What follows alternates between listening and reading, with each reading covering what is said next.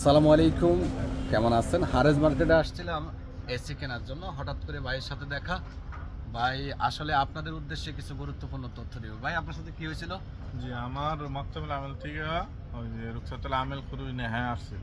হুম। তারপরে আমি আকামা বানানোর চেষ্টা করছি, আকামা হইতেছিল না। তারপরে কপিলকে বললাম, কপিল খুবই নেহায়া দিয়ে দিছে আকামার ডেট থাকতে। তারপর মানে আপনার রুকসাতুল আমেল খরচ নেহায়া দিয়ে আকামা বানাইছিল। কয় বছরের জন্য আকামা বানাইছিল? 2 বছরে বানানোর কতদিনের মধ্যে আপনি এক্সিট নিয়ে গেছিলেন? আমি আকামার মেয়াদ 15 দিন থাকতে এক্সিট নিয়ে নিয়েছেন? এক্সিট নিয়ে নিয়েছিলাম। আমি মানে চেষ্টা করছিলাম আকামা বানানোর জন্য, আচ্ছা, হ্যাঁ। আকামা হইতেছিল না। তারপরে কপিলকে বলছি, বলার পরে আকামার ডেট থাকতে খুবই নেহায়া লাগাইছি। খরচ নেহায়াতে যাওয়ার কতদিন পরে আসছিলেন? 3 মাস পরে। 3 মাস পরে আবার নতুন বিষয়ে আসছেন। কোনো সমস্যা হয় না? কোনো সমস্যা নেই এখন ইনশাআল্লাহ।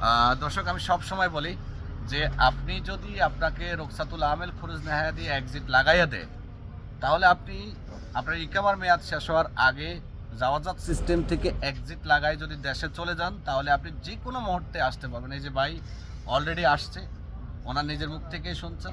ওনাকে ওনার কপিল রুকসাতুল আমেল খরচ নেহায়া দিয়ে আকামা বানাইছিল, বাট উনি চেষ্টা করছিল নতুন করে আকামার মেয়াদ বাড়ানোর জন্য, পারেনি বিদায় কপিলের কাছ থেকে সময় মতে ফাইনাল এক্সিট নিয়ে দেশে গেছে, আবার নতুন বিষয়তে আসছে আলহামদুলিল্লাহ সহি সালামত।